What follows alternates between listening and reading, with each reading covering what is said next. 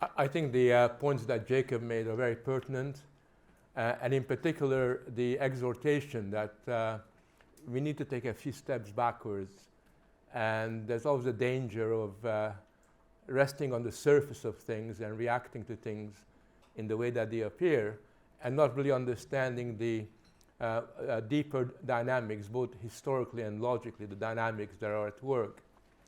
I certainly found out to my cost, doing this introduction, doing the work for it, that my views on utopia, on the relation between present and the past, needed to be rethought again, because the more you looked at the historical experience in the way that utopian thinking and thinking about the future evolved, the more you realize that there are some very important things that have been left out of the discussion. And most importantly, the thing that's always left out of this discussion is what Jake was referring to, which is the importance of freedom. I mean, everybody likes freedom, everybody talks about freedom, but to really understand what it's really all about, you're going to have to almost rethink what it really means, rather than in a very complacent way talk about in a kind of throwaway kind of a way. So the discussion began in my mind by looking at the importance of utopia, why utopia matters. And then I came to the conclusion that what I should really be talking about is why utopia mattered in the past, rather than why it matters now. And also what we can learn from its decline, what we can learn from the decline of utopia over the last few centuries. And of course, if you look at utopias, it mattered in the past because people, through utopias, were able to imagine something very different to the world that they lived in. People, at least a minority of people, could begin to think of something that was new, possibilities that lurked on the horizon, but weren't really sort of articulated and understood by them at that particular time. And although in the literature there's a tendency to see utopia as being something that's linked to religion, to eschatological thought, for example, I think there's a distinction to be made between utopia in its proper sense and the religious imagination, which looks to a world that is beyond the present, a kind of world that you can reach through a form of transcendentalism, for the very simple reason that those are not utopias that are man-made. They're not utopias that are the product of any kind of historical sort of subjective kind of process. They are simply there to be realized if you follow the right kind of recipes. And basically, in my own thought, I make a distinction between these kinds of eschatological, sort of horizons and real utopias, which are less based on passivity, less based upon the acceptance of a particular predetermined formula, and much more kind of open-ended. But having said that, as I will make clear in the discussion, one of the problems with the idea of utopia is its inherent theological sort of presupposition, which assumes something that is there to be realized, and where the role you play is essentially predetermined in advance, and therefore human subjectivity never plays that much of a role in it in terms of deciding what that utopia will be. The first modern utopia that we know about, of course, emerged with the writings of Thomas More, and his Utopia is still really worth reading, especially because of the contrast between his ideas and what subsequent ideas of utopias will be. And what Thomas More did was he gave a very eloquent and searing critique of the injustices of his time. This was the time when people were being kicked off the land. This was the time when early capitalism was just about kind of kicking in. And he's really sort of reacting to the impoverishment of large sections of society. And what he imagines is a radical alternative, which is based upon common ownership and a kind of representative government. But it's interesting because although More's society of the utopians is created as a remedy to the ailment of the old world, there are also very real restrictions on individual freedom. So if you read Utopia, he's not a libertarian by any means, or anything even approximating that. He basically has got very clear rules that control what people can and cannot do, which is to some extent based upon his suspicion of human nature's innate fragility. So in his view, although he believes in a better society, a society with greater justice, nevertheless he presupposes that people need to be controlled, people need to be regulated in this utopia. So what More did was to challenge the prevailing regime of inequality and oppression, but like many utopians to follow, in fact all the utopians to follow, appears to be more interested in the cause of equality than of freedom.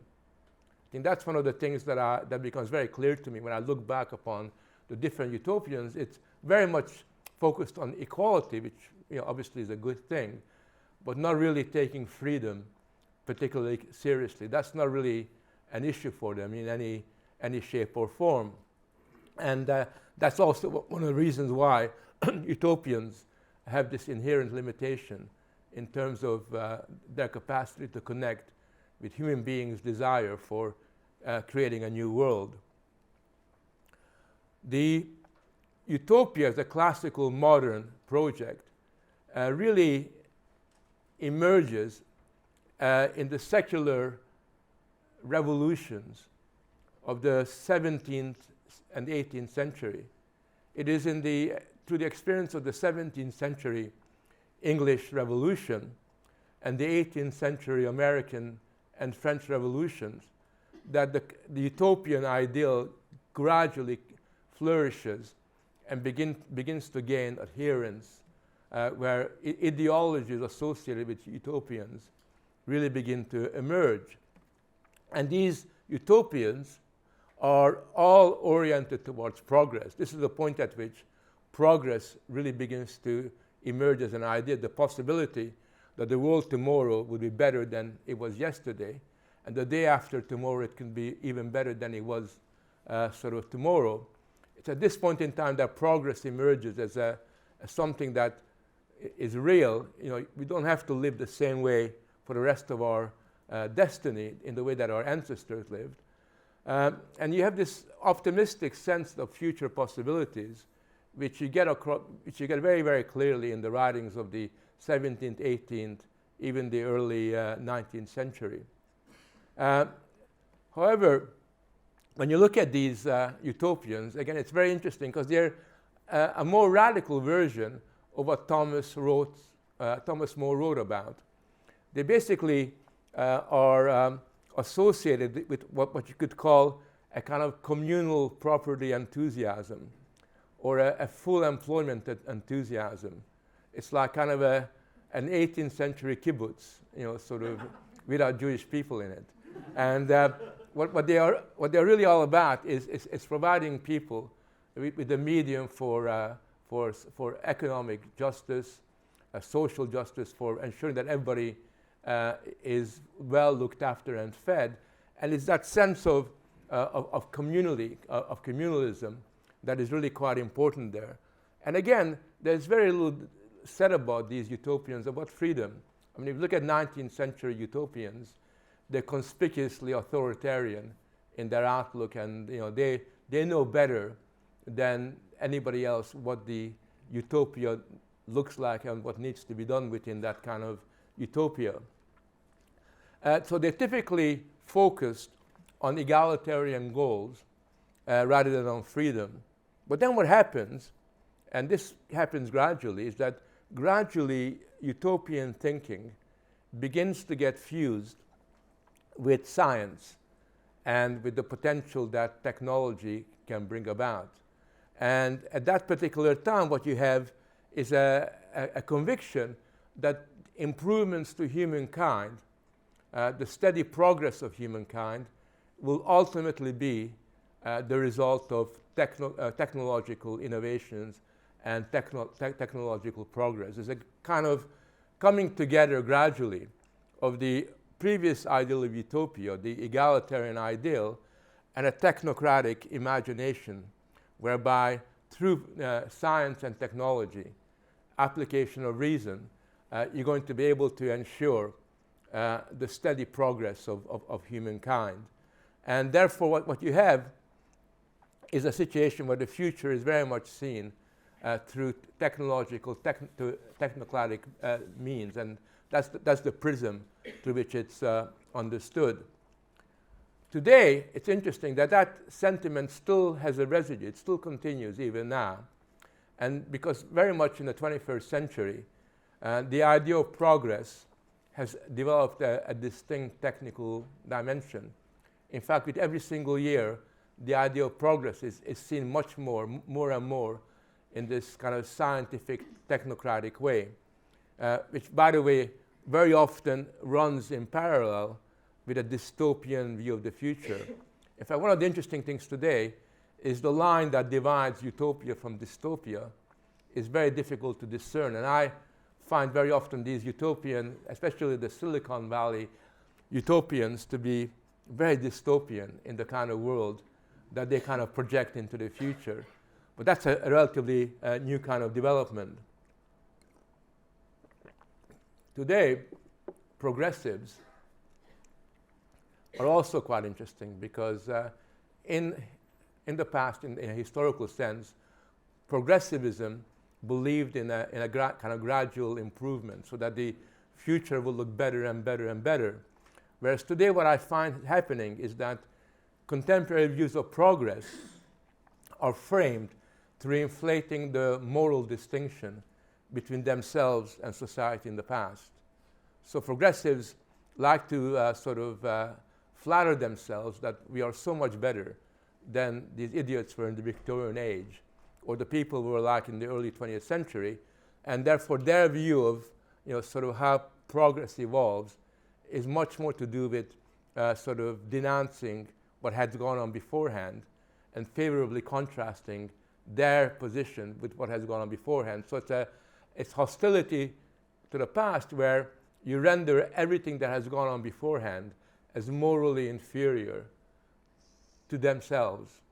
That's the main impulse that is driving so-called progressivism at the present moment.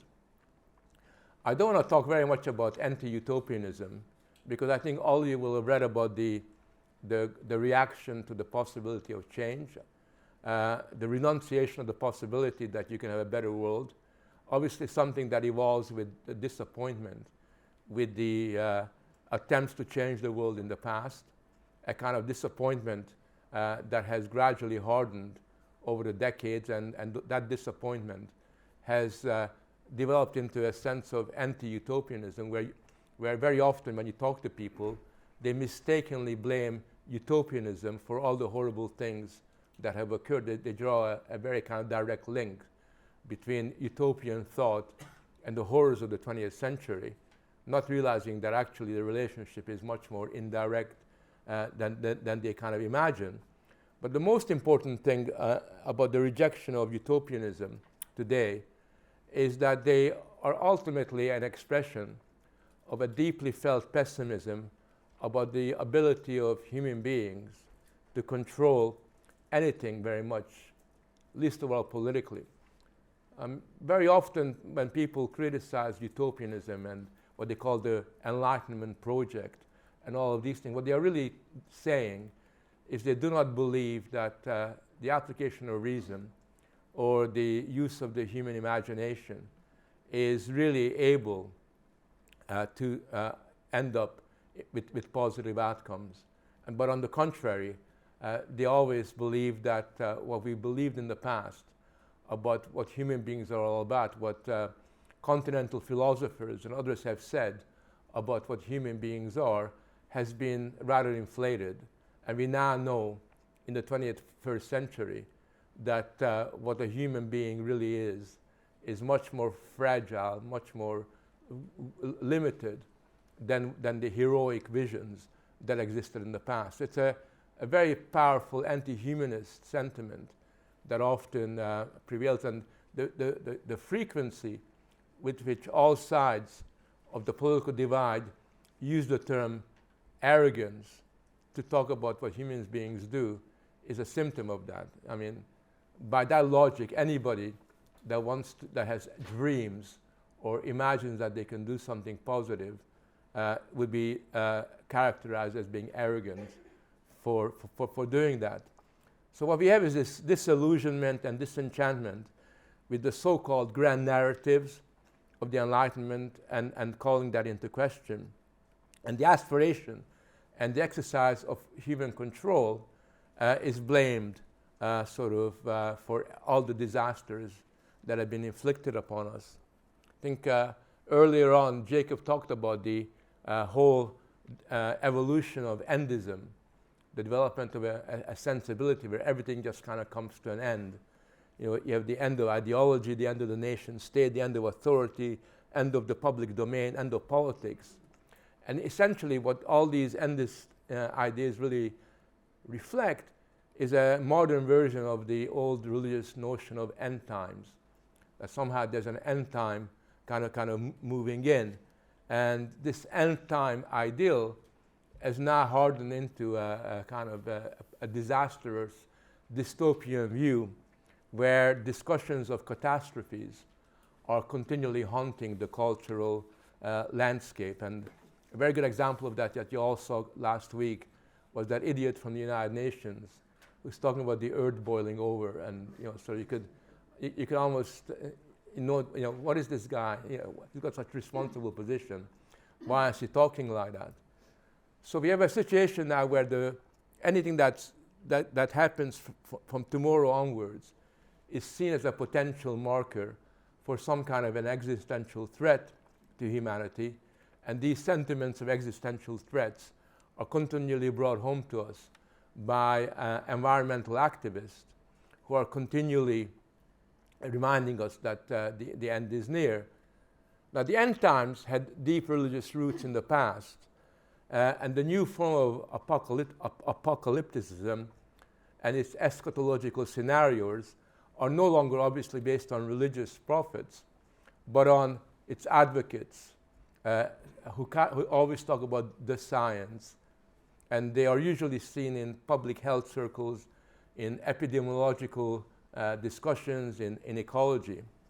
And they are very, very powerful in terms of creating this framework in the way that we see the temporal distinctions between the past, the present, and the future.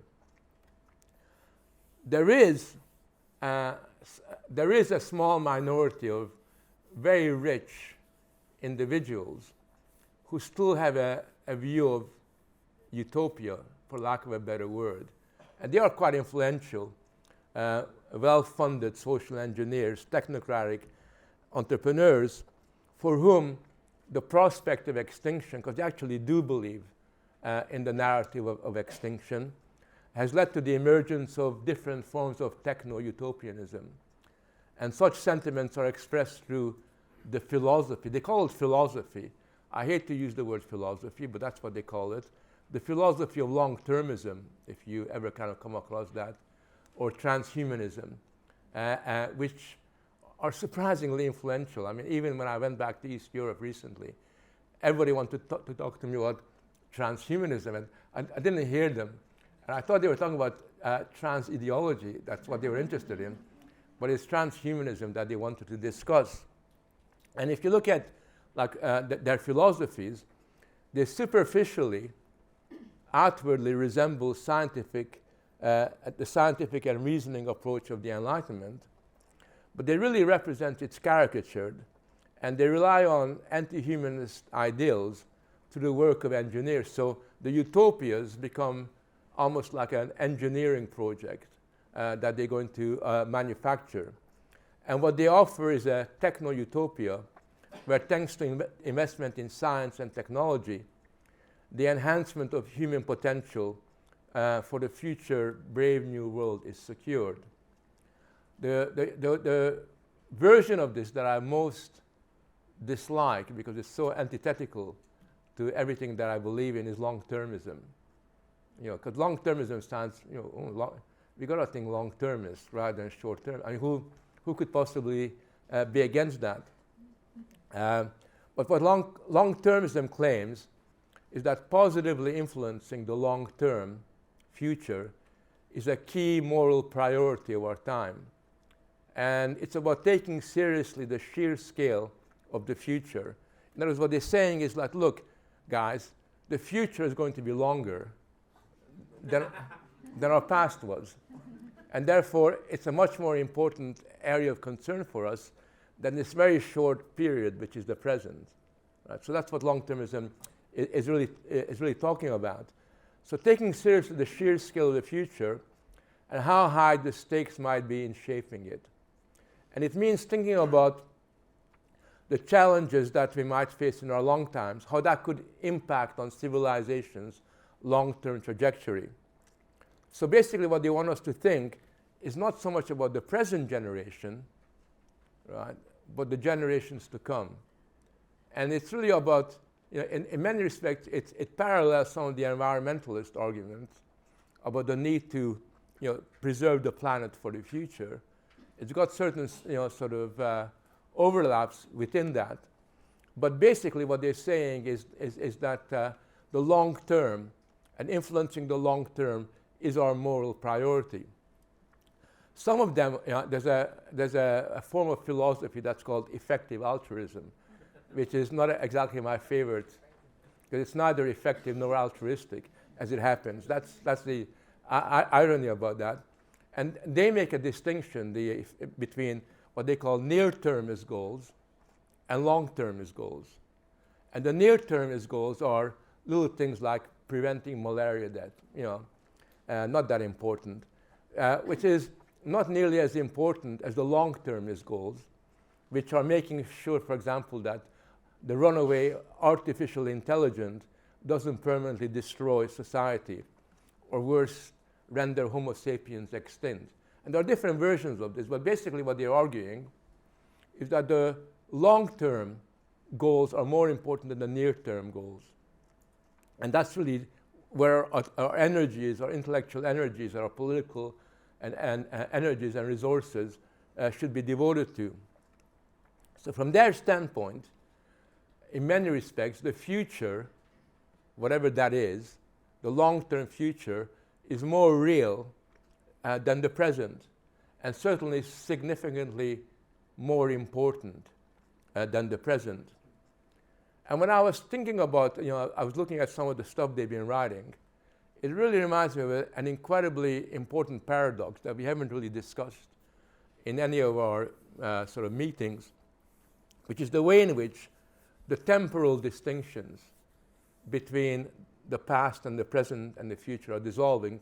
We did talk about, and certainly I've been writing about, the erosion of the temporal distinctions between the past and the present. But what's also happening is that the distinction between the present and the future is also gradually being dissolved. And what we have is this really important development which needs to be talked about and discussed and explored in more detail, which is that as these temporal distinctions dissolve, then what you have is that the past becomes subsumed to the ever-present.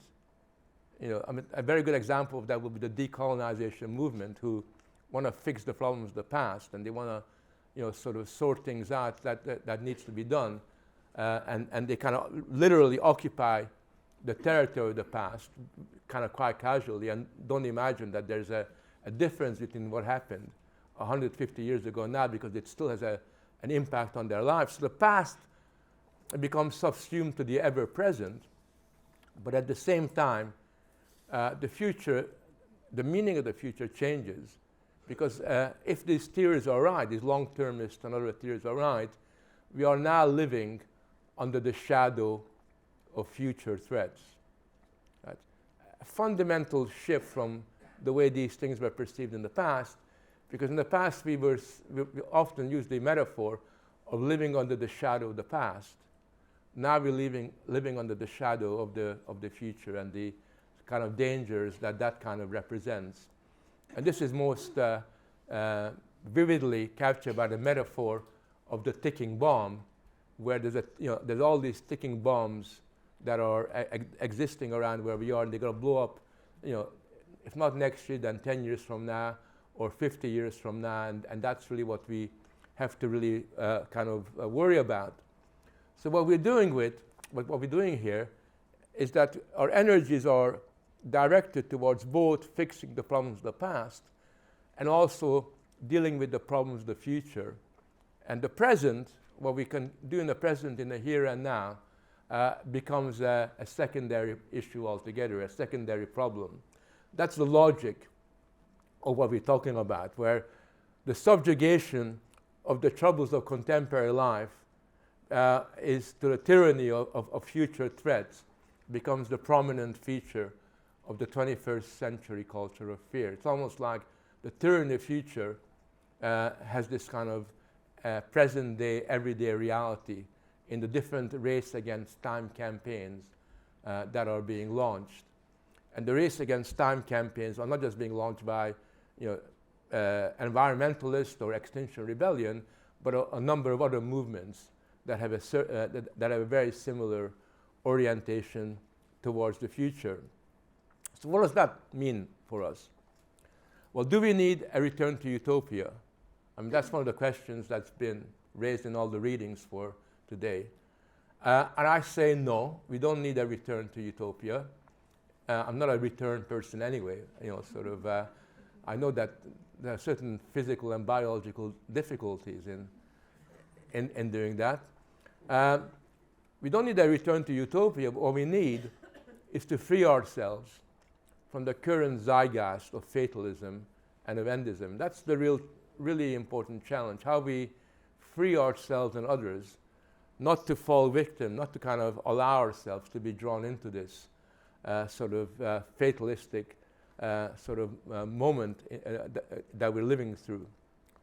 And therefore the question becomes, how do we understand, what is driving this strong fatalistic sense that pervades almost every aspect of contemporary culture, even people that claim to be libertarian and liberal and all kinds of ideologies that appear very voluntaristic in the way that they kind of present themselves. For example, all those people that talk about enhancement, the enhancement of the body, and they're not going to allow themselves to die. They're not going to allow nature to have the last word in terms of their own personal, but even they, in the way that they think, cannot but fall, to some extent, under the spell of this fatalistic sentiment. So my thesis for the ascendancy of fatalism is this. Obviously, there's a lot of truism that fatalism is the flip side of the disappointment with utopianism, or disappointment with the possibility of change. And obviously, whenever you have a powerful sense of fatalistic sensibility, it always reflects a loss of agency. It basically reflects a downsizing of how you see the capacity of human beings to do anything worthwhile. So there's always a very close relationship between the two. And obviously, as we all know, the many political setbacks that have occurred over the last 50, 60 years has created a situation where people feel that nothing very much can be done, that there isn't very much of an alternative. And there's a kind of really strong sense of pragmatism that prevails, again, across all the ideologies.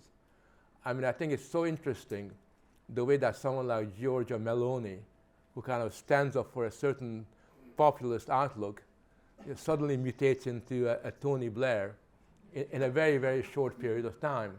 And it's not Meloni that's at issue, it's just that there's a certain sense that people feel that these are really the only options, that unless I behave myself and unless I operate in a particular kind of a way, and then I'll be marginalized, or I'll be forced to go into an area where I'll be totally isolated and will never be able to kind of come out of that and fight for another day. And that sense of limited possibilities is really powerful. Since I've been in Brussels, I've really noticed that even some of the best, what I consider to be the best, most interesting people, have this kind of way of talking about the world where they basically, yes, Frank, yes, I agree, this is so good, but then comes but, sort of, and the but comes, and that's when they basically, put their hands up and I give up kind of sign is given, where they basically feel that there's only so far you can go if you don't want to get isolated and if you don't want to become a non-person. That sense is really, really strong, even amongst people that you would never imagine would think that way. So the experience of a defeat, a sense of defeat, is very hospitable to the idea of fatalism. It's very hospitable to the idea that really there is very little you can do to take control or to assume any degree of direction over your destiny. And we have this situation where, because of this and the flourishing of endism that kicks in as a result of that, you got this idea that isn't always given a name, but sometimes it's given a name, but it's there all the time, which is the new normal. You probably heard of the new normal during the lockdown and COVID. And if you think back to the COVID experience, I don't know, any of you still remember COVID? Yeah. Well, the interesting thing is that if you remember COVID, what's very interesting is that a lot of people thought that COVID was for life, that lockdown was for life. And remember all these people telling us that England's going to be like Korea, where you wear masks, to bed, basically, and that sort of we are no longer going to be able to shake each other's hand. And there are all these predictions being made. The new normal, the new normal is like a dystopic version of South Korea, where essentially you're social distancing, all the time. It's interesting because, thankfully, that new normal was not put into practice in the way that it was expected. And certainly, when I think about what we did during lockdown compared to what we can do now, you realize, so how easily the whole world, or most of the whole world, bought into that idea, and the way people almost kind of rolled over and very wisely said, oh, it's the new normal. It's the new normal. And that kind of sensibility, which acquired a more caricatured, inflated version during the lockdown, is still with us in relation to other kinds of experiences, where the idea that we live in a world that is the new normal, even when that term isn't really used, implies this very simple message that what life was like before is now at an end. Right? That's what it really means. The new normal means that there's this kind of dividing line between the world, the old normal, and the new normal. And the new normal is almost like our fate. This is what we're destined to live. This is where we're meant to be living.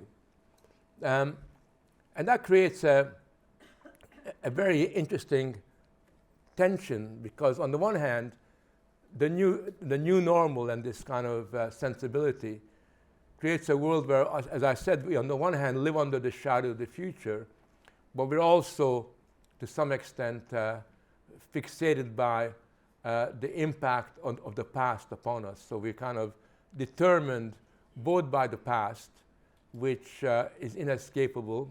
The harms and the traumas of the past mean that our identity is who we are, is very much influenced by that, but we're also influenced by the dangers and the threats that are kind of buried away in the future, but are going to come back and to haunt us.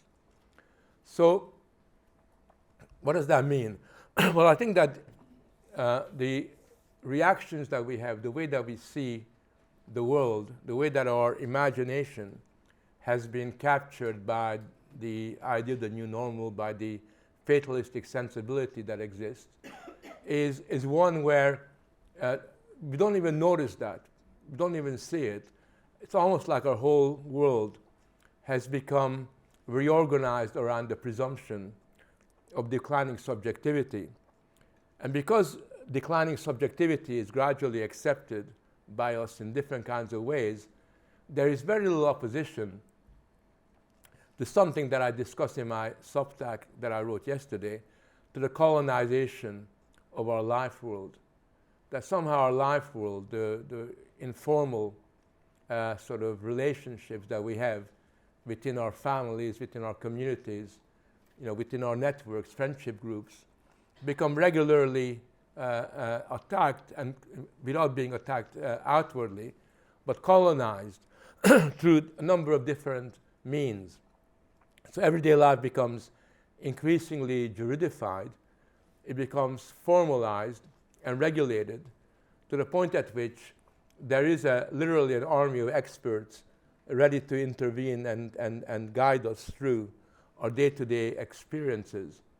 Our personal and existential problems are interpreted through a scientific mode and model, and through technical and psychological process of medicalization are almost like we kind of recast as these new kinds of determined subject. And all this creates a situation where all the powerful influences upon our lives are external to us. Through the colonization of our life world process, even our relationships, even the way that we conduct our most informal engagement with each other, become influenced by people and institutions that are external to us.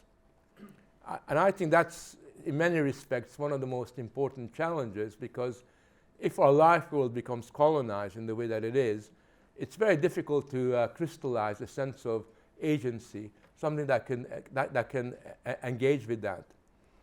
So confronting this is really quite important, and in particular, understanding, and this is something that's the difficult burden to bear, understanding that there's never been a moment in modern times where we have become subject to so many different forms of determinisms.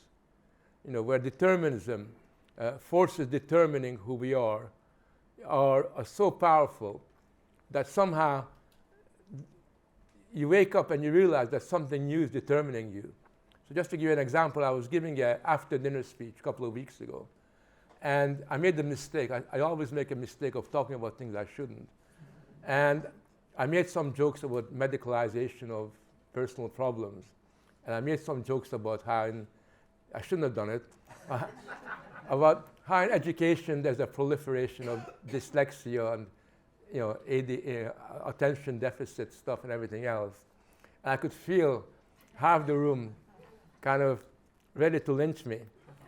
That was all right, but what I didn't know, and I should have known, obviously I don't read enough, is that these people get up and explain to me how ADHD and all these things are neurologically determined. And I haven't actually heard that. I did a lot of work on ADHD 20 years ago.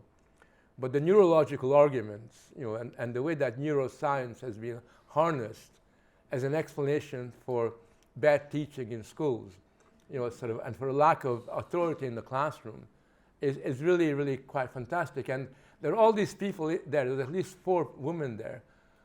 One of them was a medical doctor who had all these sophisticated explanations about neurological determinism. So I went away, I wrote that down. I thought that'd be a good subject for a Substack or something like that. But then you realize that just about anything that is a problem, anything that is a symptom of our lack of control over our life, has got a deterministic sort of explanation to it. And it's really, it's never been the case that so much of our lives have been determined by so many different diverse kind of forces. And that, of course, basically means that our capacity, our subjectivity to sort of deal with the real future rather than the imagined future that's been put forward becomes weakened all the time. So whenever I feel like, when I feel like that there are problems, and when I finish a speech like this, and I feel a little bit, slash my wrist time, sort of. I always try to find some uplifting, some uplifting authors or experiences or whatever.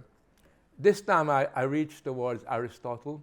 I've been going back to Aristotle a lot more than I used to. In fact, I never used to be honest.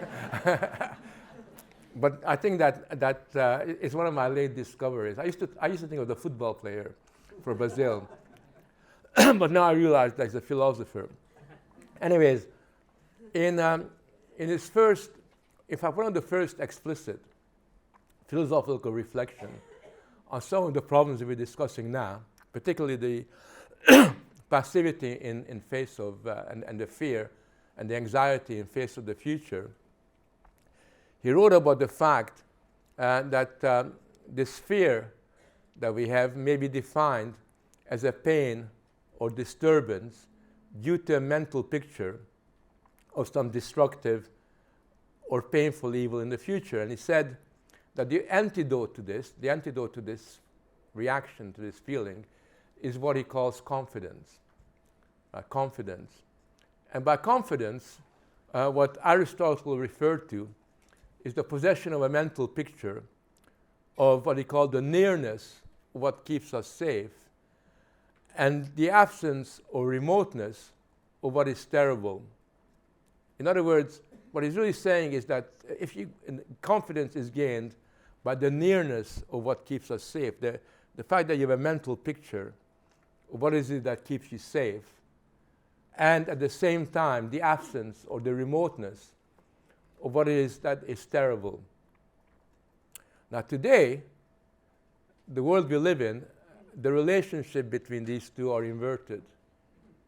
Because what we have is the nearness of what keeps us, what makes us terrible. In other words, these days, when just stop oil, kind of turns up in your toilet, while you're taking a piss, sort of, right?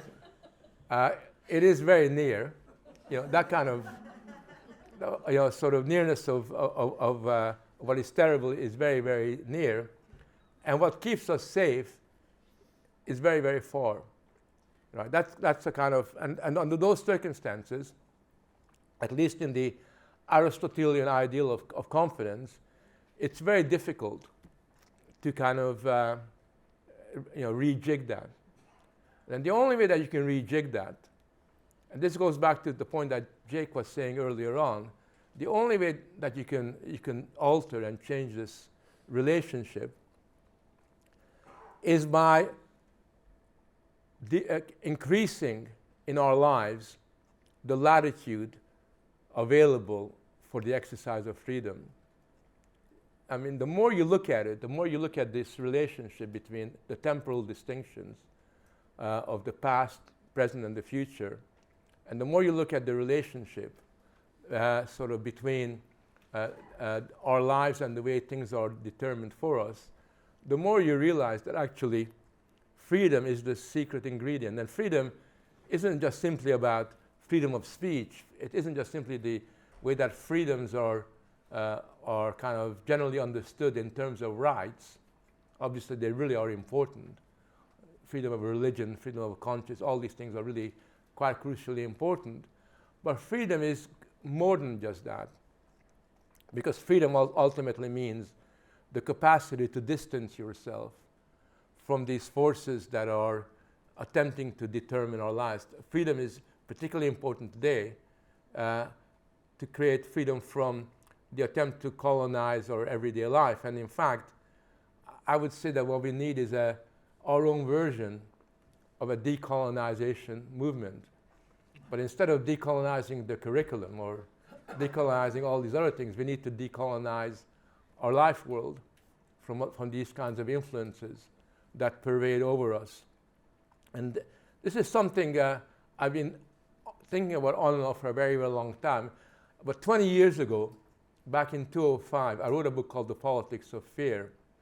And towards the end of that book, I talked about the importance of personhood and the need to humanize humanism, in particular, to ensure that what a person is, in informal life that we lead is understood and taken much more seriously. So what I want to end on by essentially saying is that we need to reorient, or at least rebalance, the temporal distinctions that have been so badly confused at the present time. We need to get away from the fact that our job is to fix the problems of the past or to deal with the problems of the future. We need to learn from the past, not to fix those kinds of problems. And we have to understand that there is absolutely nothing that we can do to influence the past or the future in this kind of sense, but there's a lot of space, a lot of possibilities for influencing the present. And we have to remember that whether we like it or not, the past is foreclosed, and whether we like it or not, we can only dream about the future. But at the same time, the present is still open-ended. And it is open-ended. It is a bit like that Kafka sort of story where the guy is sitting around waiting to be let in, and waiting to be let in, and waiting to be let in until he dies. And all the while, the voice comes as he's dying, but you know the door was open all the time. Right? That door was open all the time. And for us, it's pretty much the same thing, that in our momentary despair, when you look at the world around you and you see so many people, smart, intelligent people, have giving up already, I think it is our job to get across the idea that you don't even have to kick the door open. It's already open there. If only you're prepared to take the idea of freedom really seriously in a deep, profound way that goes beyond the superficial manner in which it's discussed at the present. Thank you.